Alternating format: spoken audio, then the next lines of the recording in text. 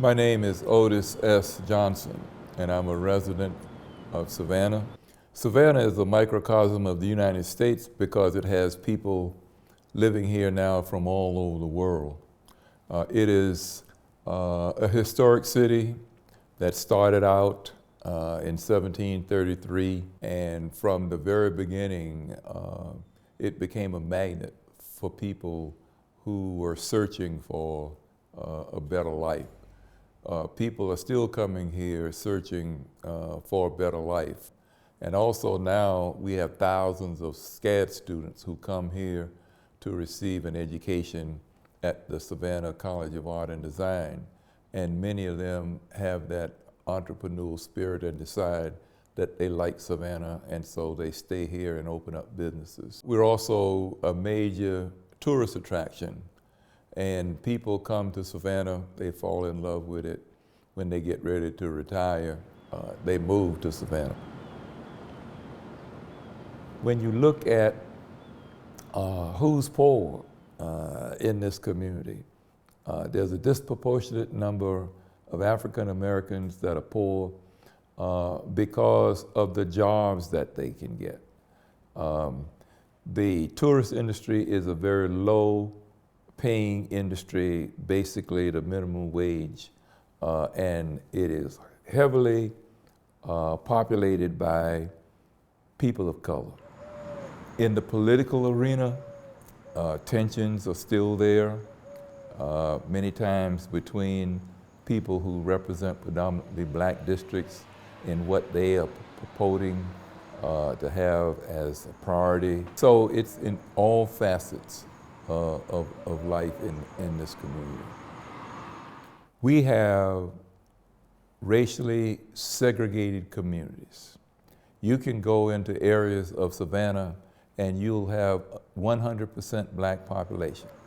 Those areas are generally lower income and less than well kept in terms of the upkeep of the infrastructure as well as the housing. I tell folk, who come here and say, oh my goodness, y'all are still segregated. I say, well, where did you come from?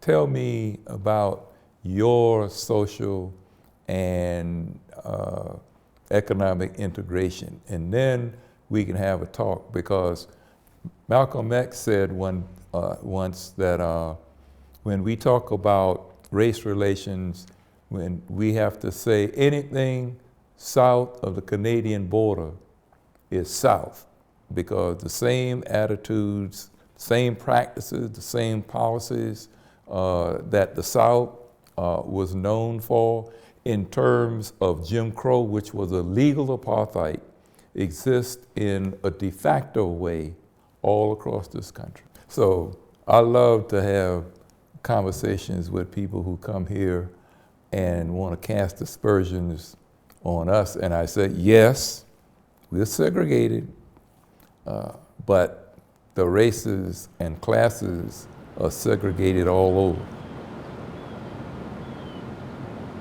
There is a lingering regional prejudice, in my opinion, of people who do not live in the South, who have certain stereotypical views of what the South is like.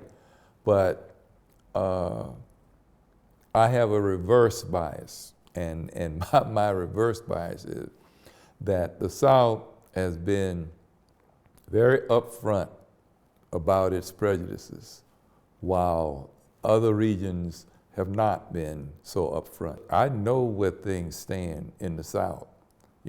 They're not playing around. They will tell you, I don't like you, but they don't, the prejudice, the racial prejudice in the North, in my opinion, is underhanded and covert. What we experienced here in the 60s when we were struggling for civil rights was just overt and in your face. I can deal with that. You're beginning now to have two Souths. You've got the urban South that is more aligned with the thinking of liberal and progressive kinds of things. And then you've got the rural South, who's really stuck into Christian fundamentalism and a whole lot of racial attitudes. But for example, in this community now, you see many, many, many more interracial couples. You see a lot of mixed race children. You go to Atlanta, it is a bustling, cosmopolitan place. You go to Charlotte, you go to the large cities in the South, and they're pretty much like any other city in the United States of America. I agree with Malcolm.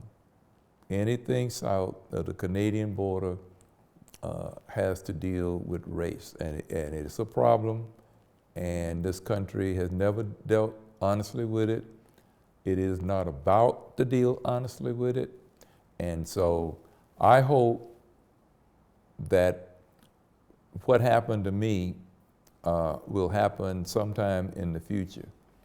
And the example is, I never thought, and many people in my generation felt the same way, that we would see a black president in the United States in our lifetime.